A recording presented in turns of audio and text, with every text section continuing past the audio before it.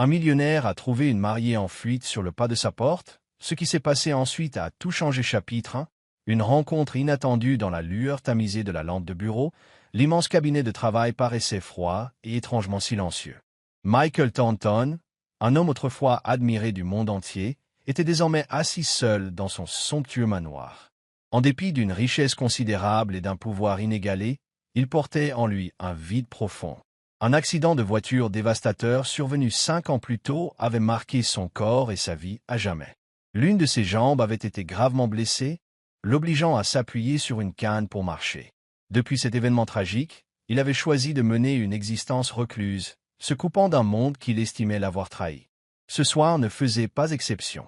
Michael était assis près de la fenêtre, contemplant les lumières lointaines de la ville qui vacillaient faiblement dans l'obscurité, l'esprit en proie à des pensées tourmentées.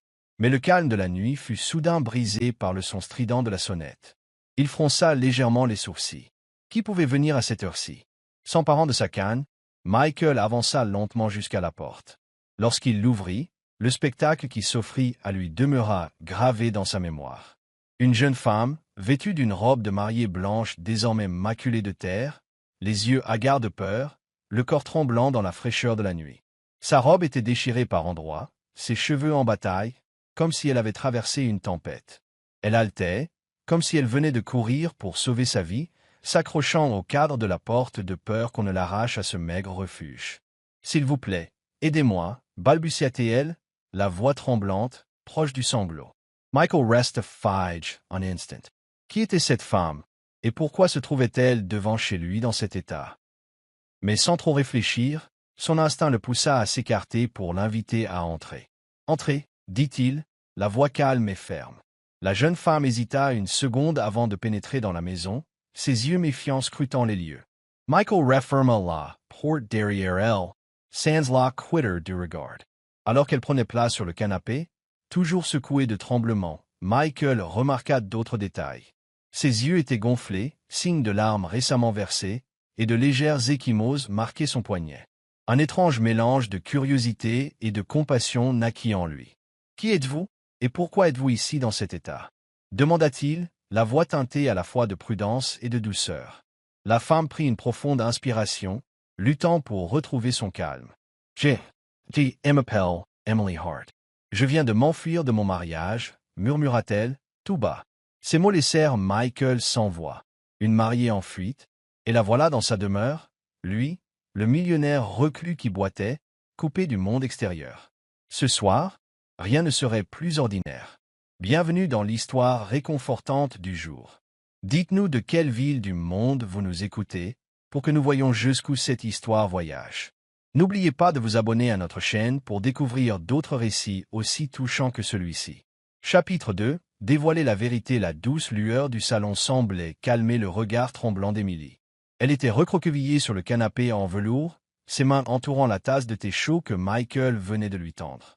Un silence lourd s'installa entre eux, mais Michael ne la brusqua pas. Assis en face d'elle dans un fauteuil, il maintenait une distance respectueuse. Ses yeux, silencieux, débordaient pourtant d'empathie.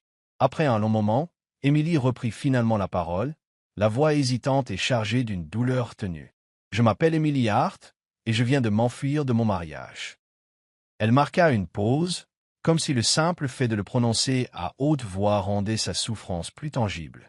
Mais le regard patient de Michael sembla lui donner de la force. « Ce n'était pas un mariage que je désirais. On m'a forcé à épouser Gregory Blackwood. Il est riche, puissant, mais terriblement violent. » La main de Michael se crispa légèrement sur sa canne, ses yeux s'illuminant d'une colère froide face à l'horreur qu'elle avait dû endurer. Pourtant, sa voix resta sereine. « Vous n'êtes pas obligé d'en dire plus si vous n'êtes pas prête. Mais si vous avez besoin d'un endroit où rester, vous pouvez rester ici aussi longtemps que vous le voudrez. » Emily leva les yeux, croisant le regard de Michael, bouleversé par ses paroles. « Vous ne savez même pas qui je suis. Pourquoi m'aider » Michael répondit d'une voix égale et chaleureuse. « Parce que tout le monde mérite une chance d'échapper à sa douleur. » Ces mots frappèrent Emily de plein fouet, la laissant sans voix. Pour la première fois depuis des mois, elle se sentait en sécurité, même si ce n'était qu'un instant éphémère. Serrant sa tasse de thé, Emily murmura « Merci. Je ne sais vraiment plus quoi faire de ma vie. » Le regard de Michael s'adoucit, rempli de compassion. Alors, commençons par trouver la paix. Vous êtes en sécurité ici. Dans le calme du salon, ils restèrent là, face à face, chacun portant ses propres cicatrices. Pourtant, dans ce silence partagé, ils semblaient avoir trouvé une lueur d'espoir au milieu de l'obscurité. Chapitre 3. Deux cœurs solitaires. Les jours qui suivirent, au sein du vaste manoir, s'écoulèrent dans un calme relatif. Émilie, encore hantée par son passé, commençait néanmoins à ressentir ce lieu comme un refuge sûr. Elle passa son temps à nettoyer, cuisiner et s'occuper de menus détails que Michael avait laissés à l'abandon depuis longtemps. Michael l'observait en silence. Il n'était pas habitué à la présence d'une autre personne chez lui, mais quelque chose en Émilie apportait de la chaleur à ces couloirs froids et vides. Pour la première fois depuis des années, il se rendit compte qu'il ne se sentait plus aussi seul, même si leurs échanges restaient rares. Un après-midi, alors que les rayons du soleil inondaient la pièce, Émilie entra dans le cabinet de travail de Michael. En faisant la poussière sur les étagères, elle découvrit un vieil album photo dans un tiroir. Curieuse, elle l'ouvrit et tourna les pages. Les clichés montraient un homme plus jeune, plein de vie. Un regard vif, un sourire assuré. On le voyait sur scène, serrant la main de partenaire, assistant à des événements grandioses. Émilie apporta l'album à Michael, qui était assis dans un coin de la pièce, sa canne posée à côté de lui. « Vous étiez très différents, autrefois, n'est-ce pas ?» demanda-t-elle doucement, sa voix empreinte de curiosité. Michael jeta un œil aux photos et un voile de tristesse passa sur son visage. Il poussa un soupir, s'adossant à son fauteuil, le regard perdu vers la fenêtre comme en quête d'un souvenir lointain. « Je l'étais, » répondit-il, la voix basse et songeuse. « C'était moi avant l'accident. » Emily attended, Sans and Sister. Michael poursuivit, comme s'il s'autorisait enfin à partager son histoire. « Il y a 5 ans, j'ai eu un terrible accident de voiture. Il ne m'a pas seulement privé de ma façon de marcher, il a aussi emporté une grande partie de ma foi en la vie. Je me croyais invincible, je pensais tout avoir. Mais cet accident m'a pris bien plus que je ne l'aurais imaginé. » Émilie reposa doucement l'album et s'assit face à lui. « Alors, pourquoi vivre seule? N'y avait-il personne pour vous soutenir ?» demanda-t-elle, le regard empli de sollicitude. Michael eut un bref rire amer. « Il y en avait. Mais lorsque je ne suis plus apparu comme l'homme fort et accompli que j'étais, ils sont partis. Amis, associés, même la personne que j'aimais autrefois. Ils ne voulaient pas rester auprès de quelqu'un qui n'était plus le « moi » d'avant. » Émilie ressentit toute l'amertume de ces mots, mais elle se sentit également plus proche de lui. Doucement, elle posa sa main sur la table, près de la sienne, sans le toucher. « Peut-être qu'il n'était pas digne de vous, » dit-elle doucement. « Perdre certaines choses ne diminue pas la valeur d'une personne. » Michael la regarda, et pour la première fois, une lueur de curiosité et de reconnaissance brilla dans ses yeux. « Et vous, Émilie, qu'est-ce qui vous a poussé à fuir, dans cette robe de mariée ?» Émilie se ficha. Sa question effleurait la douleur qu'elle tentait de dissimuler, mais la sincérité de Michael la poussa à baisser la garde. « Je crois que j'ai peut-être trouvé quelqu'un qui comprend ma souffrance, » répondit-elle en tremblant. « Mais je ne suis pas sûre d'être prête à en parler. » Michael acquiesça, ne la pressant pas davantage. Il savait que certaines blessures nécessitaient du temps pour guérir. Ainsi, deux cœurs solitaires commencèrent à trouver un peu de réconfort dans la présence de l'autre. Chapitre 4. La raison de la fuite. Un soir calme baignait la pièce tandis qu'Emily et Michael étaient assis ensemble dans le salon. Les flammes dans la cheminée projetaient leurs reflets dansants sur les murs, créant une atmosphère chaleureuse. Aucun mot ne fut échangé, chacun savourant ce rare moment de quiétude. Pourtant, dans ce silence, les souvenirs refirent surface, inévitablement. Émilie poussa un léger soupir, serrant sa tasse de thé chaud entre ses mains. Michael la regarda, sentant le poids de ses pensées. « Émilie, vous n'êtes pas obligée de tout raconter si vous n'êtes pas prête, » dit-il, sa voix grave adoucie par la bienveillance. Émilie leva les yeux, où perçaient à la fois la douleur et la détermination. Elle déposa sa tasse sur la table, ses mains tremblant légèrement. « Non, je veux en parler, » dit-elle d'une voix tremblante. « Je ne peux pas continuer à fuir mon passé. Peut-être que vous me comprendrez mieux si je vous dis tout. » Michael acquiesça, son regard fixe, empli de compassion. « Je suis né dans une famille aisée, » commença Émilie, un brin d'amertume dans la voix. « Mes parents contrôlaient tout dans ma vie, mes amis, mes études, jusqu'à l'homme que je devais épouser. Elle marqua une pause, le regard perdu dans ses souvenirs. Gregory Blackwood, reprit-elle d'une voix plus sombre. Il était riche, puissant et associé aux affaires de ma famille. En apparence, c'était l'homme idéal. Mais en réalité, elle ravala sa salive, comme si les mots lui brûlaient la gorge. Il était violent, et pas seulement physiquement. Michael ne prononça pas un mot, mais sa main se crispa sur sa canne, ses yeux brillants d'une colère muette. Gregory ne me respectait pas, poursuivit Emily, les larmes roulant sur ses joues. Pour lui, je n'étais qu'un objet. J'ai essayé de refuser ce mariage, mais mes parents ne voulaient rien entendre. Ils disaient que la réputation de la famille serait ruinée si je n'acceptais pas. Elle se tourna vers Michael, la souffrance visible dans chaque trait de son visage. Le jour des noces, je n'en pouvais plus. Alors que tout le monde était occupé aux préparatifs, je me suis enfui. Je ne savais pas où aller, juste qu'il fallait fuir, et je suis arrivé à votre porte. Un flot d'émotions traversa Michael, la compassion, la colère, et un profond élan protecteur. Il avait du mal à imaginer la douleur qu'elle avait endurée. « Emily, vous avez bien fait » dit-il d'une voix basse mais ferme. « Personne ne mérite de vivre sous une telle oppression. Je suis désolé pour tout ce que vous avez vécu. » Emily esquissa un léger sourire au travers de ses larmes, touchée par la sincérité de Michael. « Merci, Michael, murmura-t-elle, la voix pleine d'émotion.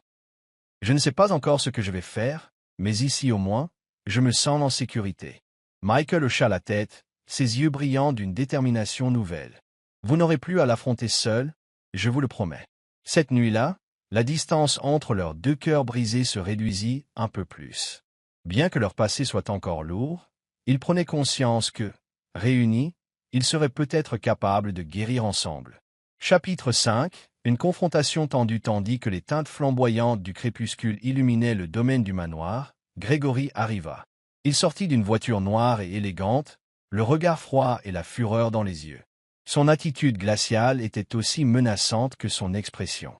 Emily l'aperçut par la fenêtre et recula instinctivement, prise de panique. « Il est là » murmura-t-elle, la voix tremblante de peur. Michael se leva, serrant sa canne d'une main ferme.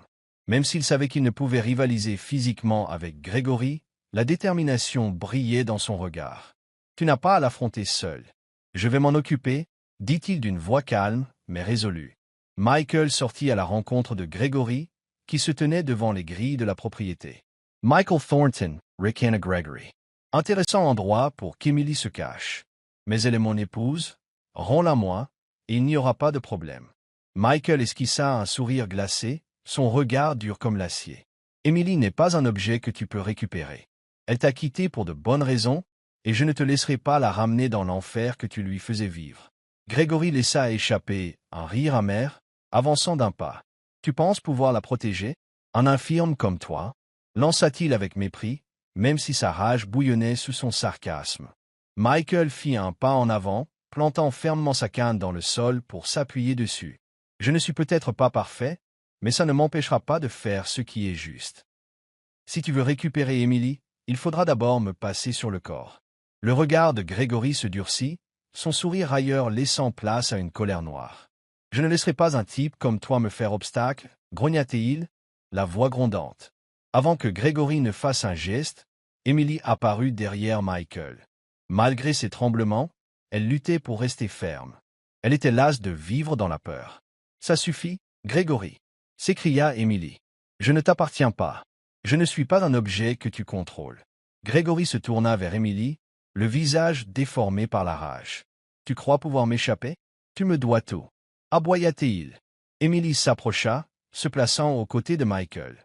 Pour la première fois, elle ne se sentait pas seule. « Je ne te dois rien, » déclara-t-elle d'une voix claire. « J'ai déjà trop souffert, et je ne te laisserai plus manipuler ma vie. » Michael posa une main apaisante sur l'épaule d'Emily, la soutenant. « Elle a été claire, » dit-il d'une voix glaciale à l'égard de Gregory. « Maintenant, pars avant que j'appelle la police. » Gregory les fusilla du regard, ses yeux brûlants de rage et de haine. Mais il savait qu'il ne pouvait agir maintenant. Après un instant pesant, il tourna les talons. « Ne croyez pas que c'est fini » cracha-t-il avant de remonter dans sa voiture. Alors que le véhicule disparaissait derrière les grilles, Emily sentit son cœur se libérer d'un poids immense. Elle se tourna vers Michael, les larmes aux yeux. Merci, dit-elle, la voix étranglée d'émotion. Michael la regarda avec douceur, le regard ferme et protecteur. Tu n'as pas à me remercier. Désormais, tu n'auras plus jamais à l'affronter seul. À cet instant, un lien puissant se noua entre eux. Il ne s'agissait plus seulement d'empathie, mais d'une détermination commune à protéger ce qui était le plus précieux, la liberté et la dignité d'Emily. Chapitre 6. La décision de rester les jours suivants furent empreints de tension pour Emily. Malgré les assurances de Michael, la menace que représentait Gregory la hantait constamment. Elle savait qu'il n'était pas seulement violent, mais aussi rusé et prêt à tout pour parvenir à ses fins. Un soir, alors que Michael travaillait dans son cabinet, Emily entra sans bruit. Elle resta un instant hésitante près de la porte, puis prit la parole. « Michael, je crois que je devrais partir, » dit-elle, la voix tremblante. « Je ne veux pas que tu te retrouves mêlé à tout ça. Gregory est sans limite, et je ne veux pas que tu sois en danger à cause de moi. » Michael releva la tête de ses dossiers, ses yeux pleins de résolution. « Emily, ça n'arrivera pas, » dit-il d'une voix basse mais ferme. « Tu crois que je vais te laisser retourner vers lui? Il ne s'agit plus seulement de toi. Je ne peux pas regarder quelqu'un souffrir sans rien faire. » Emily secoua la tête, les larmes lui montant aux yeux. « Tu ne comprends pas, Michael, » dit-elle, la voix brisée. « Gregory a de l'argent, du pouvoir. Il peut tout faire, et je ne veux pas que tu en fasses les frais. » Michael se leva, s'appuyant sur sa canne, son visage empli d'une colère mêlée de détermination. « Emily, je comprends parfaitement les risques. Mais je sais aussi que tu as assez subi. Je me fiche de qui est Gregory. S'il ose venir ici, je l'attendrai de pied ferme. » Emily avança et posa la main sur son bras. « Tu n'es pas obligé de faire ça pour moi, » murmura-t-elle. « J'ai appris à me défendre seule. » Michael planta son regard dans le sien, sa voix à la fois douce et résolue. « Emily, tu n'as plus à tout affronter seule. Tu mérites une vie sans peur. Et si je peux t'aider à y parvenir, je le ferai. » Emily le fixa, sentant toute la sincérité de ses paroles. Malgré la peur qui continuait de la ronger, elle sentit qu'une partie de son cœur commençait à faire confiance à Michael, cet homme qui se montrait si froid en apparence, mais dont l'âme était incroyablement généreuse. Finalement, elle poussa un soupir et acquiesça. « D'accord, Michael, je vais rester, » dit-elle d'une voix émue. « Mais si les choses deviennent dangereuses, promets-moi de ne pas te mettre en péril pour moi. » Michael esquissa un sourire tendre, le regard déterminé. « Je promets de faire tout ce qu'il faudra pour te protéger, Emily. Pas seulement parce que tu mérites d'être protégée, mais parce que je ne supporte pas l'idée que tu puisses souffrir encore. » Ce soir-là, ils savaient tous les deux que le combat contre Gregory était loin d'être terminé. Mais ils avaient également compris que, malgré les difficultés à venir, ils ne les affronteraient plus seuls. Chapitre 7. Faire face à l'ennemi. Une matinée morne enveloppait le manoir lorsqu'une voiture noire et brillante se gara devant la grille. Gregory en sortit, un rictus mauvais aux lèvres, le regard déterminé à en découdre. Derrière lui, plusieurs hommes l'accompagnaient, renforçant sa présence intimidante. Il avança d'un pas assuré jusqu'à la porte, frappant avec une telle force que l'écho résonna dans toute la maison. À l'intérieur, Michael sentit la tension monter. Il attrapa fermement sa canne et se leva, le visage calme et les yeux brûlants d'une détermination inébranlable. Lorsque la porte s'ouvrit, les deux hommes se retrouvèrent face à face. Michael conserva un air impassible, bien que l'atmosphère se chargeât d'hostilité. « Elle ne repartira pas avec toi, » déclara Michael, d'un ton posé mais ferme. Gregory Plissalesiu, son rictus se transformant in grimace heinous. « Et qu'est-ce que tu vas faire, l'infirme? » railla-t-il. « Tu penses qu'elle restera avec un type comme toi? Elle m'appartient. » La poigne de Michael sur sa canne se raffermit, mais sa voix resta maîtrisée. « Emily n'appartient à personne. Elle est libre, et je ne te laisserai pas la blesser à nouveau. » Gregory fit un pas en avant, la rage perçant dans sa voix. « Tu ferais mieux d'y réfléchir à deux fois.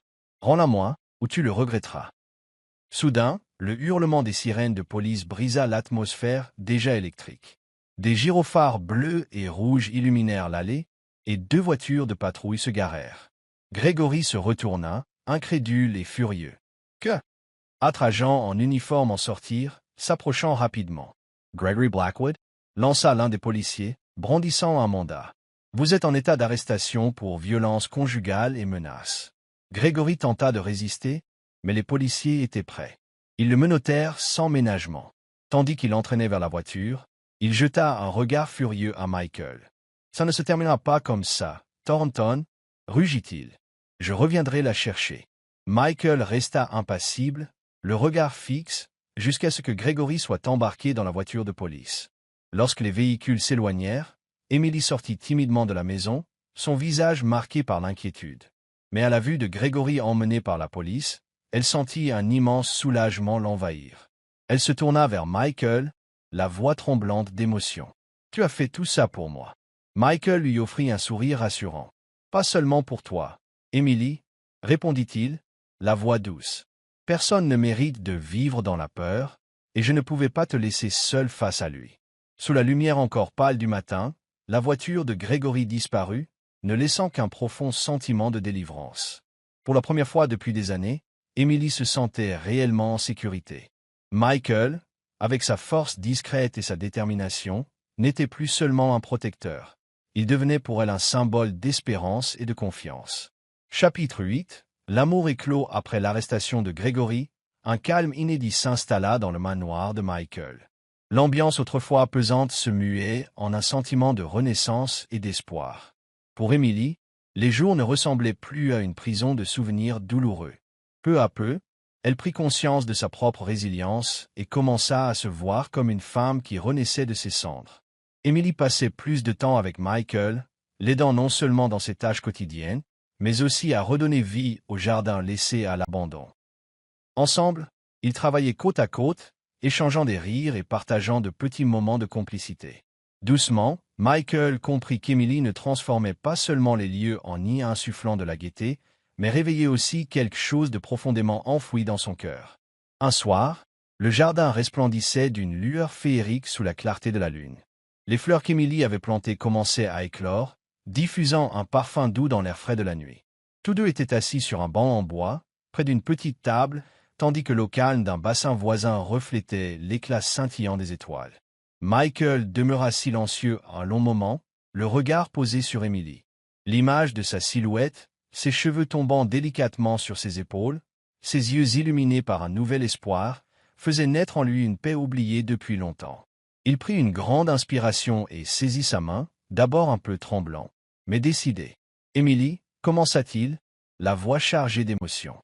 J'ai beaucoup réfléchi, à toi, à moi, à tout ce que nous avons traversé. » Emily tourna la tête, ses yeux pétillants sous le clair de lune. « J'ai longtemps cru que ma vie s'était arrêtée le jour où j'ai perdu l'usage normal de ma jambe, » poursuivit Michael, la voix vibrante. « Je ne me sentais plus que l'ombre de moi-même. Mais ta présence m'a montré que la force ne réside pas uniquement dans un corps intact. Elle est dans la façon dont on surmonte nos blessures. » Il eut un léger sourire, tentant de choisir ses mots avec soin. « Tu m'as fait comprendre que je pouvais aimer à nouveau, et surtout que je méritais d'être aimé. » Emily ne put retenir ses larmes. Elles coulèrent sur ses joues, mais il ne s'agissait pas de tristesse, plutôt d'une gratitude infinie. « Michael, » souffla-t-elle, la voix brisée. « Tu ne peux pas imaginer à quel point tu as changé ma vie. Tu ne m'as pas seulement sauvé de Gregory. Tu as sauvé mon cœur, un cœur qui avait perdu tout espoir. Grâce à toi, je crois à nouveau en la liberté, au bonheur. Je ne me vois plus vivre sans toi. » Michael serra doucement sa main et la porta contre sa poitrine. « Alors, ne pars pas, Emily, » murmura-t-il. « Reste ici, non pas parce que j'en ai besoin, mais parce que j'aimerais qu'on construise ensemble quelque chose de neuf, de beau, loin de la douleur du passé. » À la clarté de la lune, ils échangèrent leur premier baiser. Un baiser de guérison, de promesse et d'un nouveau départ. Le vent léger transportait le parfum des fleurs en pleine floraison, comme pour bénir ce moment. Deux âmes, autrefois brisées, venaient de trouver en l'autre un refuge. Leur amour ne comblait pas seulement les vides qui les hantaient, il leur donnait la force d'embrasser un futur rempli d'espoir. Avec le soutien infaillible d'Emily, Michael entreprit enfin les démarches pour affronter ce qu'il avait toujours évité. Il s'inscrivit à un programme de rééducation avancé pour améliorer sa mobilité. Emily resta à ses côtés, l'encourageant sans relâche tout en l'accompagnant aux séances éprouvantes. Un jour, après une séance particulièrement difficile, Michael s'assit sur un banc dans son vaste jardin. Emily vint lui apporter un verre de citronnade et s'assit près de lui. « Tu as tellement progressé, Michael, » lança-t-elle, les yeux pétillants d'encouragement. « Je suis fier de toi. » Michael la regarda, un léger sourire éclairant son visage fatigué. « Je n'aurais jamais trouvé le courage sans toi, » répondit-il. « Tu as changé ma vie, Emily, et je veux t'apporter la même lumière que tu m'as offerte. » Emily lui sourit tendrement, posant sa main sur la sienne. « Nous nous sommes changés mutuellement, Michael. Je crois que c'était notre destinée, finalement. » Ils contemplèrent ensemble le jardin où les fleurs étaient en pleine floraison, symbole de la vie et de l'espoir qui renaissait en eux. Chapitre 10. Un bonheur complet grâce au soutien d'Emily, Michael surmonta non seulement la douleur physique, mais il s'ouvrit aussi davantage au monde. Il recommença à organiser des événements caritatifs dans son manoir, utilisant sa fortune pour venir en aide aux plus démunis. Emily se joignit à lui avec enthousiasme, et leur engagement commun ne fit que renforcer leurs sentiments l'un pour l'autre. Lors d'un gala de bienfaisance, Michael, vêtu d'un élégant costume, monta sur scène avec Emily à son bras. Devant l'assemblée, il la regarda avec un amour sans détour. « Aujourd'hui, nous sommes réunis pour soutenir notre communauté, mais j'aimerais également partager avec vous quelque chose de très précieux dans ma vie, » annonça Michael, la voix pleine d'assurance et de sincérité. Il mit un genou à terre et sortit une bague simple mais éclatante de sa poche. « Emily, tu m'as offert non seulement ton amour, mais aussi l'espoir. Je ne peux plus imaginer vivre sans toi. Veux-tu passer ta vie à mes côtés et construire un avenir encore plus beau ?» Les larmes de joie inondèrent les yeux d'Emily. « Oui, Michael, oui, » répondit-elle, la voix tremblante d'émotion. La salle tout entière éclata en applaudissements. Mais pour Michael et Emily, à cet instant précis, il n'y avait plus qu'eux au monde. Après un mariage simple mais profondément symbolique dans le jardin du manoir, Michael et Emily entamèrent leur nouvelle vie ensemble. Ils n'étaient pas seulement un couple uni par l'amour, mais aussi par une mission commune, prêt à affronter les épreuves main dans la main. Michael poursuivit ses séances de rééducation et fit des progrès considérables. Même si sa jambe ne retrouva pas toutes ses capacités, il apprit à s'aimer davantage, grâce à la patience et à l'amour inconditionnel d'Emily. De son côté, Emily lança un projet destiné à aider les femmes victimes de violences, inspiré par le soutien que Michael lui avait apporté. Ensemble, ils bâtirent quelque chose de magnifique, non seulement pour eux-mêmes, mais aussi pour la communauté qui les entourait. Les jours sombres appartenaient au passé, laissant place à la lumière et à l'amour. Michael et Emily, deux âmes abîmées par la vie, formèrent désormais un tout harmonieux, un tableau plein de sens et de beauté. Merci d'avoir suivi notre histoire. Dites-nous ce que vous en avez pensé, vos retours sont essentiels pour nous. N'oubliez pas de vous abonner à notre chaîne, de liker et de partager ce récit avec d'autres personnes.